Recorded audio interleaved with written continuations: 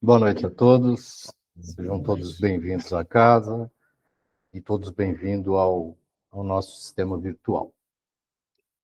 Que Jesus esteja aí no coração de todos. Hoje nós vamos conversar, hoje até um tema um pouco diferente, porque ele vai falar sobre a terceira parte da introdução do Evangelho segundo o Espiritismo. São chamadas notícias históricas. Por isso, o que eu vou conversar com vocês hoje é mais contar uma história, né, do que propriamente dito um ensinamento de Jesus com relação a parábolas ou citações. Mas não deixa de ter as citações aqui que vocês vão ver. O início, né, que a introdução, todo mundo, acredito que, às vezes a gente não liga muito para a introdução. Eu sou um, que às vezes eu não ligo muito para a introdução, mas a introdução às vezes contém coisas que no final, fazem sentido ao teor de tudo aquilo que você vai ler quando começa do capítulo 1 para frente. Então, isso nos serve de reflexão até que, para que a gente possa fazer a leitura também da introdução, com o mesmo interesse que você vai ler os capítulos. Tá? Vocês vão ver que tem coisas fantásticas aqui com relação ao desenvolvimento do Evangelho ao longo dos capítulos. E diz assim: para bem se compreenderem algumas passagens dos Evangelhos, necessário se faz conhecer o valor de muitas palavras nelas frequentemente empregadas e que caracterizam o estado dos costumes e da sociedade judia naquela época. Então, já dá um certo sentido para a gente poder entender por que da palavra samaritano, fariseu, saduceu, publicano. E às vezes a gente fica meio perdido. Quem eram esses personagens que fazem parte do Evangelho? Personagens da vida real, né? O primeiro é samaritano. Mas o samaritano, que eu acho que é vamos dizer, o início do toda do povo judeu, na verdade, para chegar no samaritano, eu cheguei à conclusão que eu preciso explicar um pouquinho a origem de tudo isso. Então vamos começar lá por Abrão. Quem foi Abrão? Abrão foi aquele homem que recebeu de Deus a notícia que eles um dia iriam ser salvos da escravidão egípcia e iam para Canaã, a terra prometida. Só para vocês terem uma ideia, Moisés foi esse homem que escreve, que é talvez a primeira psicografia, escreve os 10 mandamentos, que na verdade eram muito mais mandamentos do que isso, né? E só para vocês terem uma ideia, Moisés era pentaneto do Abrão. Então, foram 5 gerações depois. Então, a escravidão, ela durou um bom tempo por parte dos judeus, né? Por parte dos egípcios. Aí chegou Moisés e recebe todas aquelas leis, tudo aquilo que hoje chamam de leis mosaicas, de onde nasceu o Pentateuco, que são os 5 livros sagrados, a Torá, né? Muito bem. Aí o que acontece? O Abrão, ele teve um filho chamado Isaac. O Isaac teve um filho chamado Jacó. Isso é uma linha do tempo. Esse Jacó, ele teve 12 filhos, com 4 mulheres, 2 esposas e 2 servas, que naquela época podia, né? A partir daí, cada filho recebeu uma gleba de terra e foram criadas as tribos, 12 tribos. No Evangelho, segundo o Espiritismo, na introdução, ele começa a falar dos samaritanos a partir do cisma. O que era o cisma? O cisma foi o seguinte: essas 12 tribos,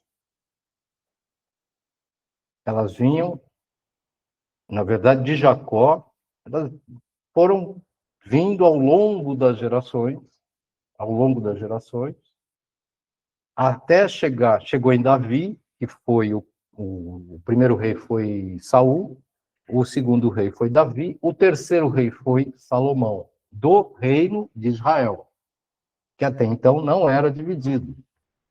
Era toda a região ali. O que aconteceu? Nessa história toda,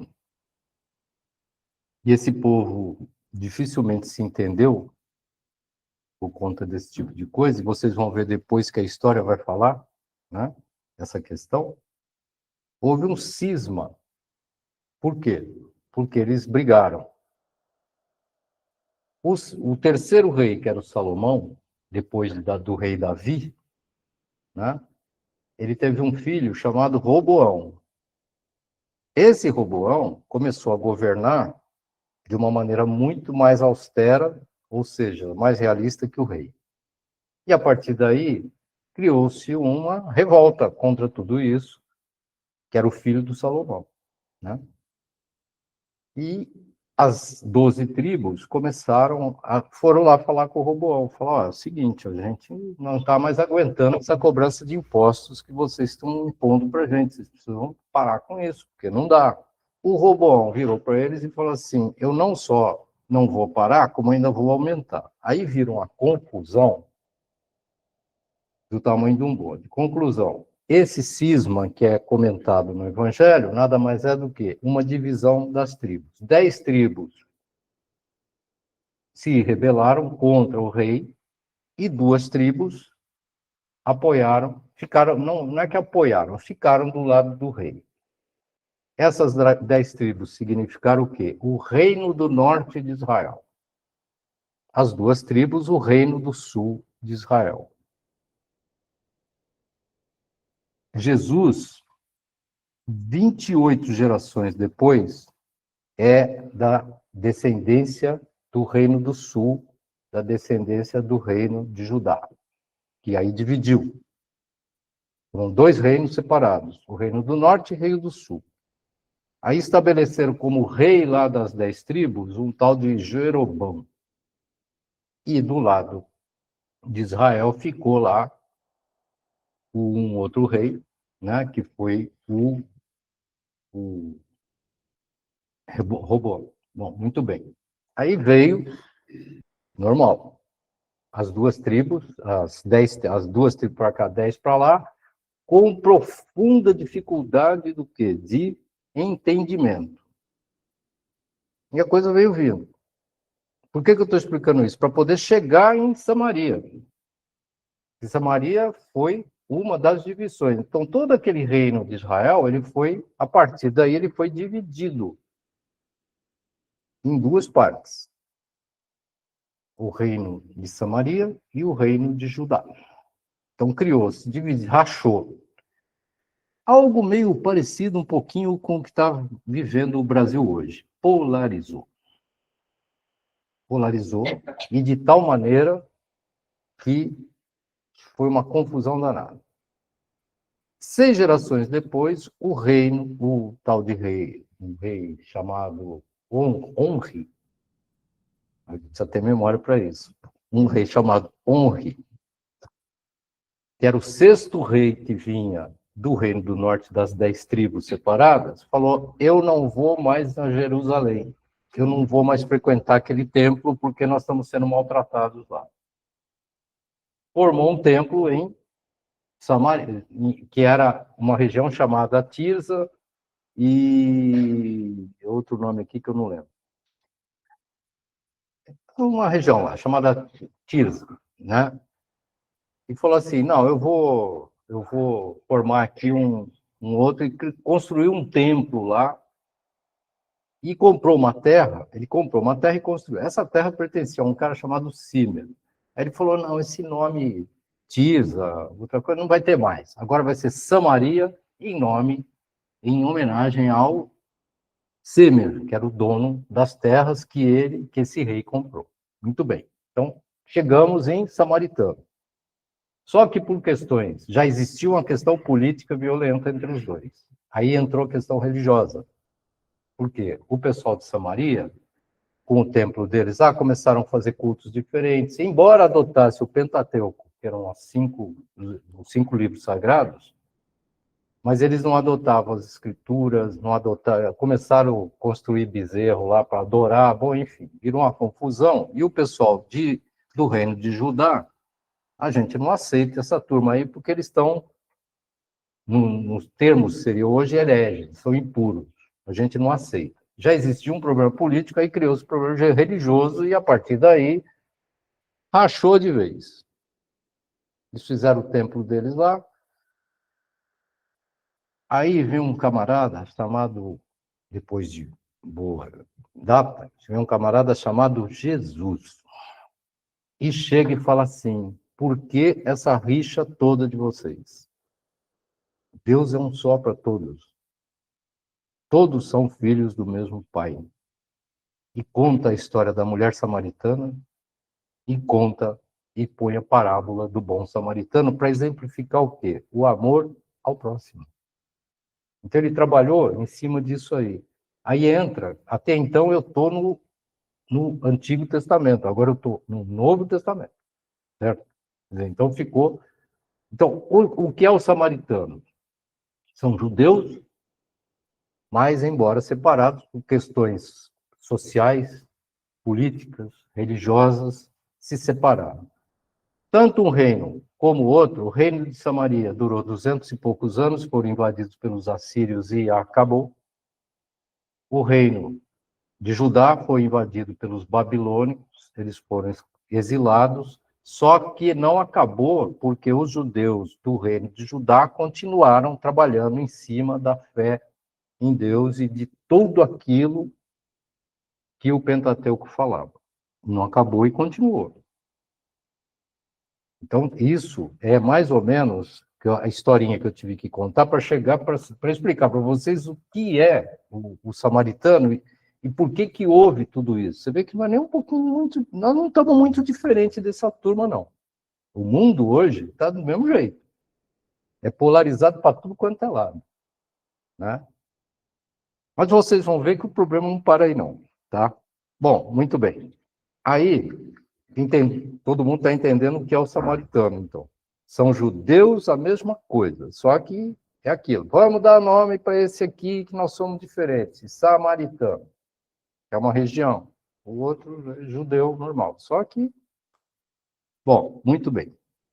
E esse antagonismo foi muito profundo e até hoje existe alguns lugares lá naquela região que existe ainda pessoas que cultuam essa questão samaritana aí, e não aceita até hoje pelos judeus ortodoxos.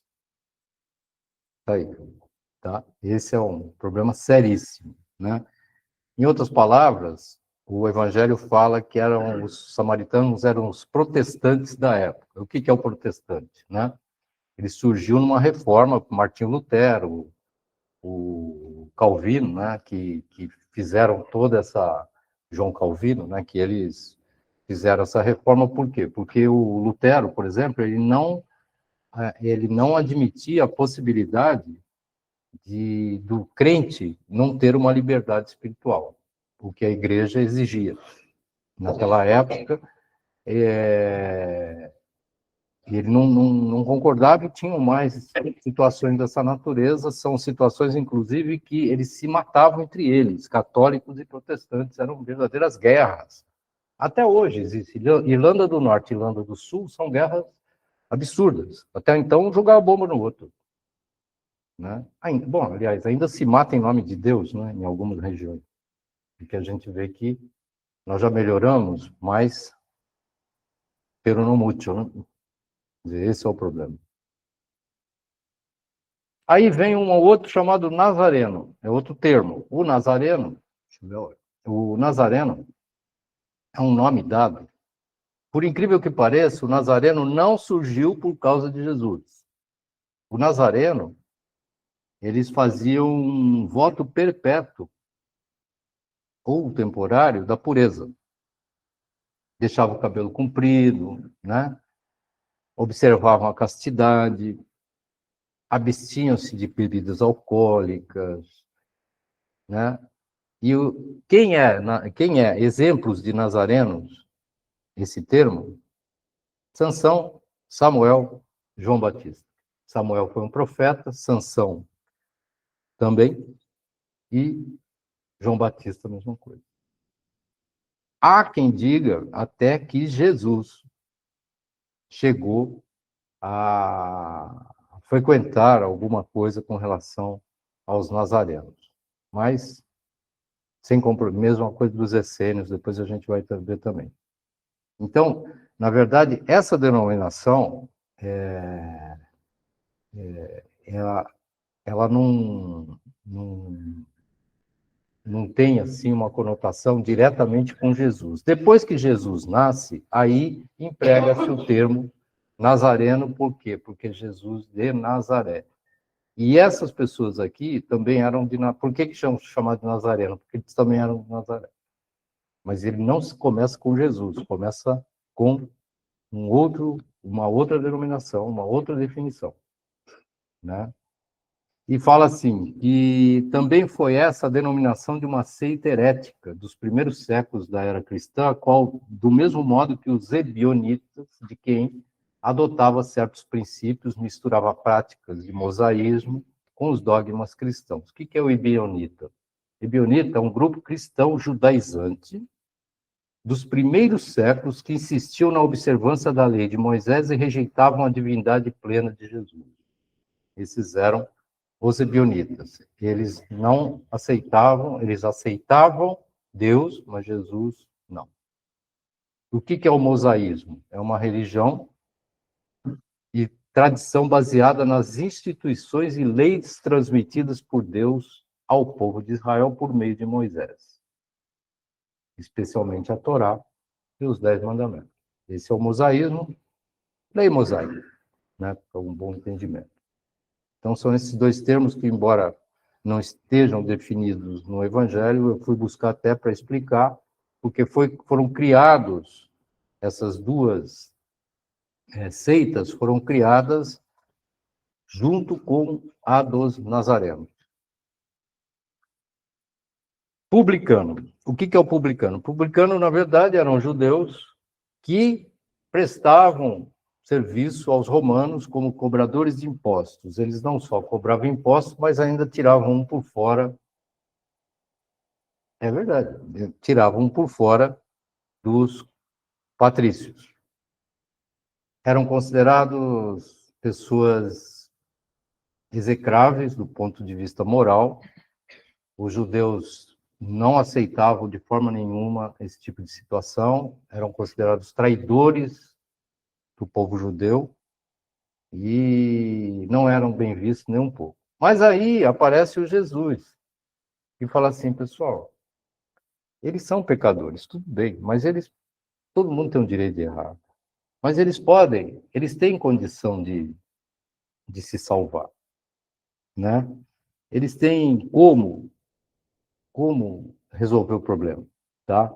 Eles são pecadores públicos, mas podem ainda, eles têm salvação. E a partir daí, Jesus pega e fala assim, ó, eu vou contar uma história para vocês, uma parábola que fala do Zaqueu. Quando ele vai jantar na casa de Zaqueu. Fala, essa noite eu vou jantar na tua casa. Aí os fariseus, que eu ainda vou definir, caem de pau em cima dele e começaram a você vai jantar na casa de um publicano? Quando Jesus fala, os sãos não precisam de médico. Não é? Quer dizer, você vê que... Mas eram pessoas que... Tanto é assim que Zaqueu se redime de tudo aquilo que ele tinha feito e começa a devolver o dinheiro, tudo que ele pegou, e ainda, dependendo da situação, ele devolvia 4 vezes o valor que ele tinha pego. Vê como Jesus tinha razão. Eles ainda podem se redimir. Não podem ser rechaçados do jeito que vocês estão fazendo. Jesus deixava claro o seguinte, eu não aceito o que ele faz, eu não concordo com o que ele faz. mas ele é digno ainda de salvação. E é o que a gente dificilmente faz, né? A gente condena, mas e julga, né? E não faz nada. Bom, aí agora vai uma coisa meio engraçada aqui. Os portageiros. Era um termo que eu. O que é o portageiro? O portageiro é um cobrador também, mas não era de impostos. O portageiro, toda cidade tinha uma guarita na entrada. O portageiro é o cara que ficava dentro da guarita. A hora que você ia entrar na cidade, tem que pagar a taxa para você entrar. Aí alguém me pergunta, como é que nasceu o pedágio? Vai lá atrás, vai lá, você vê que a ideia, você vê que ideia ruim caminha mais bastante. Se fosse ideia boa, tinha parado lá no meio. Mas como é o pedágio, aí vocês podem estar portageiros, né? Mas devia ser pedageiro, né? Quer dizer, você vê que às vezes pergunta, pô, mas de onde nasceu o pedágio? Tá aí. Então o camarada, se ia entrar, o cara vem aqui, ó, patrão, paga aqui, que você tem que pagar uma taxa para entrar na cidade. Tá? O negócio era complicado, né? Também eram execrados, porque eram judeus. Também eram execrados pela sociedade judaica, mas Jesus também abraça essa causa e fala, eles também podem ser, podem se redimir disso daí, como Zaqueu se redimiu, né? Sabe quem era publicano? O Mateus, que era o chamado Levi. Ele era publicano, ele era cobrador de impostos. Não só se redimiu, como ainda se tornou um discípulo, né? Aí vem uma turminha pesada agora, os fariseus. O que é o fariseu? Do hebreu é purush. Sabe o que quer dizer isso? Separação, divisão. Está aí o nome. Bem próprio para eles. Na verdade, os fariseus, e é por isso que eu falei que esse povo não se entendia direito ainda, embora conhecessem as leis, todas as leis, né, emanadas de Deus, passando por Moisés, seguindo tudo, né? Fariseu foi uma seita, uma das seitas criadas a partir de uma dissidência em razão de discussões em cima da Torá. Antes disso, como não foi uma só, mas o fariseu foi uma das mais importantes dissidências. Então criou-se, vamos criar um grupo aqui separado que a gente não aceita por questões pueris, questões bobas. Começaram a se dividir em seitas. O fariseu é uma delas. Quer dizer, e se tornou potente. Mas em uma determinada época, antes de Jesus, eles foram muito perseguidos, depois veio o Alexandre e restituiu os poderes a ele. A partir daí, eles eram os famosos doutores da lei, aqueles que entendiam a Torá, mas também eram aquelas pessoas que façam o que eu mando, mas não faço o que eu faço. Dentro dessa filosofia ética, né? Quer dizer, o que acontece? É uma situação complicada. Por quê? Porque eles tinham, né, toda a parte, vamos dizer, culta, né, cultural das escrituras, do Pentateuco, mas moralmente eram muito complicados, muito difíceis.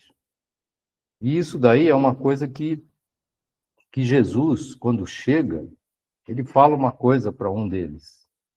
E até uma coisa, ele fala assim para um deles: vocês limpam o exterior do copo e do prato, né?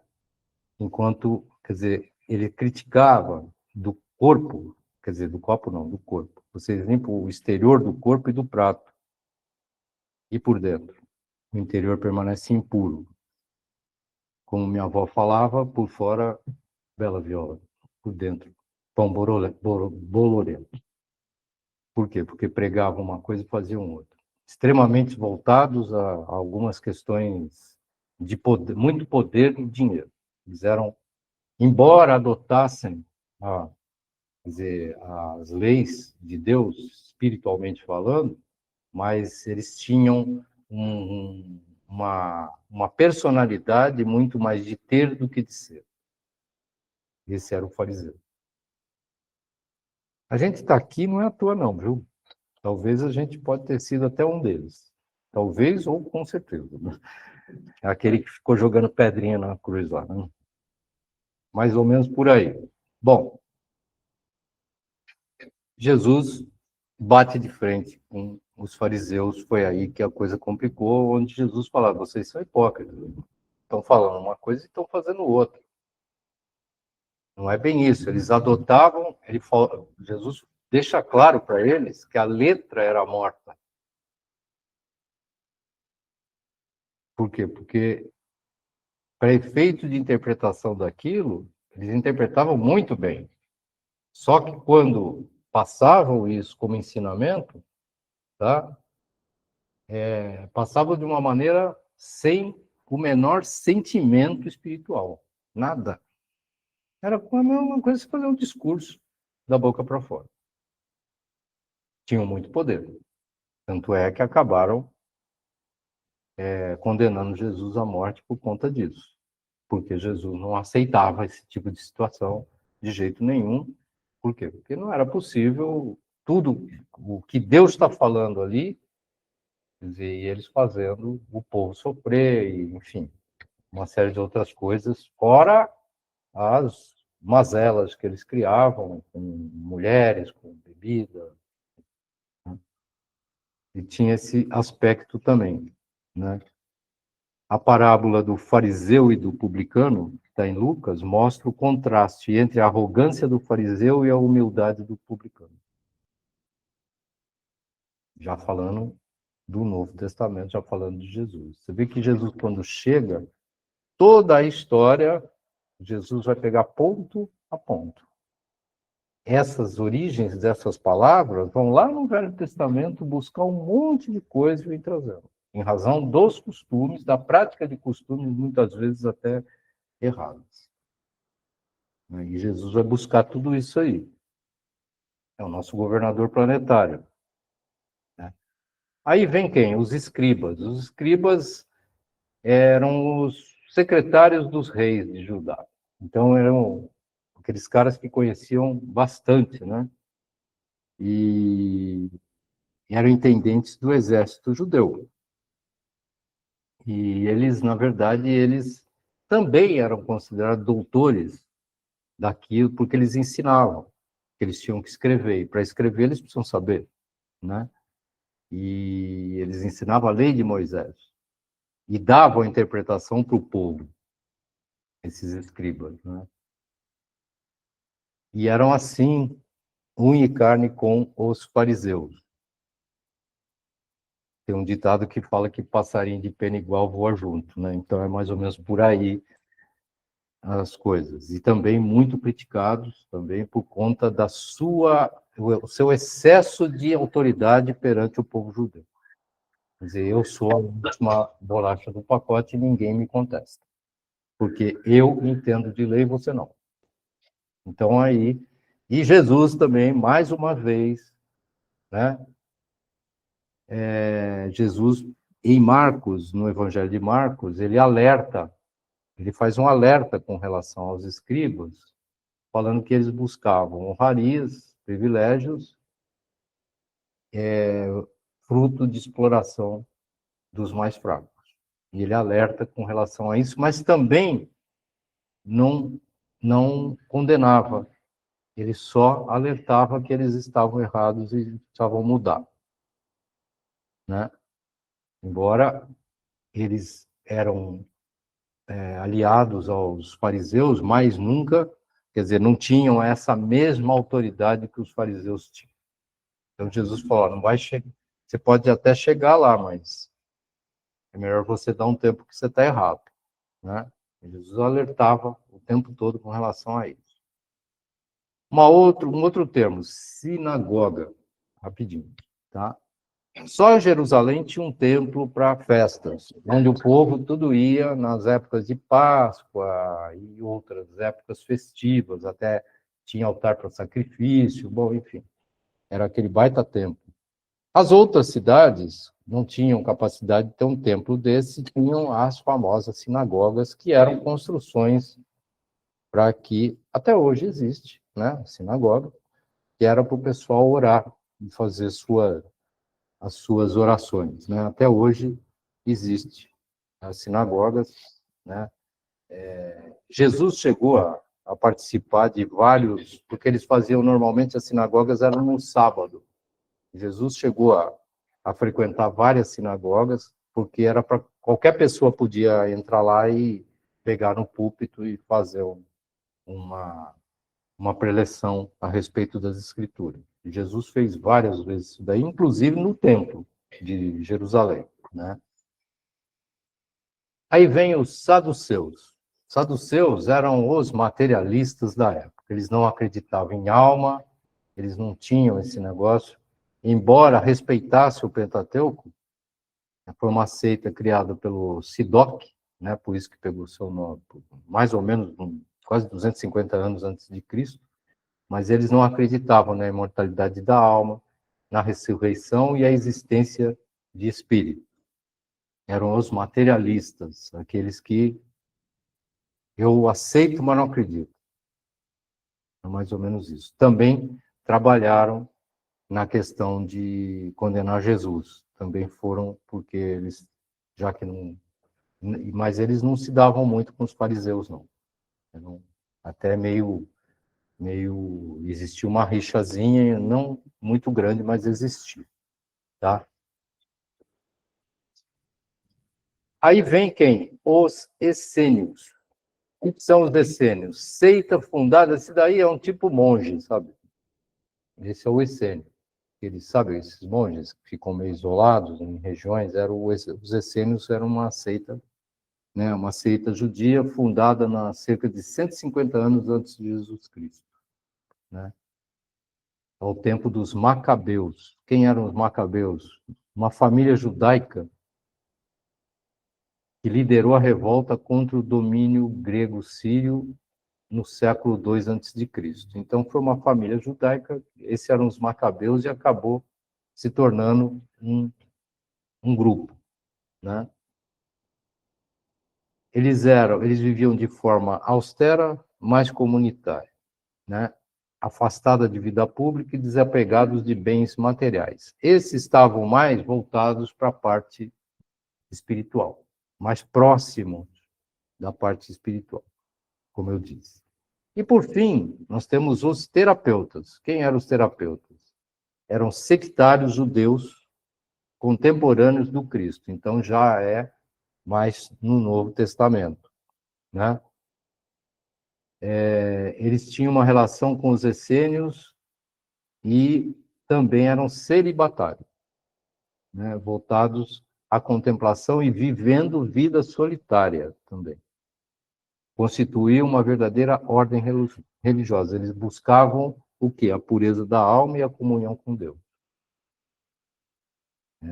Então, eram pessoas também iguais aos essênios, só que trabalhavam mais nas questões, é um tipo de psicólogo da época. Mais ou menos o nome já diz, terapeuta, né?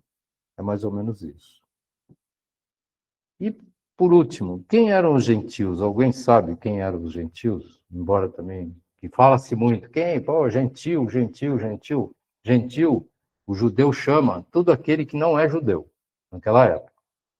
O romano, o egípcio, o essênio, bom, o essênio não, uma outra raça da região. Chegou, ele é gentil. Por que ele é gentil? Porque ele não era judeu.